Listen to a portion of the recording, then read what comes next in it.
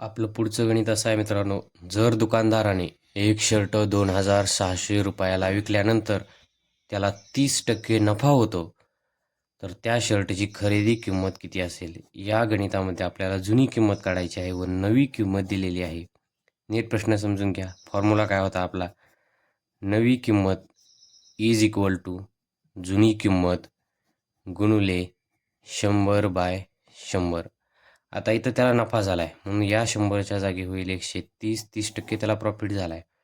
आणि नवी किंमत आपल्याला दिली 2,600 रुपये इज इक्वल टू जुनी किंमत आहे एक्स गुणुले 130/100. या शून्याला हा शून्य कटला. आता पुढं आपल्याला काय करायचे?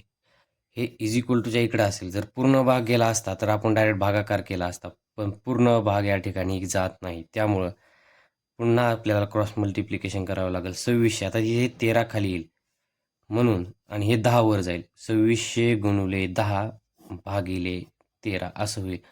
आता 13 भाग जाईल. 13 एक 13, 13 दोन्ही 26, 2 शून्याला 2 शून्याचं असेल तसं. आता आपल्याकडे उरतंय काय? 200 गुणुले 10, उत्तर येईल 2,000 रुपये. पर्याय क्रमांक 4 बरोबर उत्तर आहे. धन्यवाद.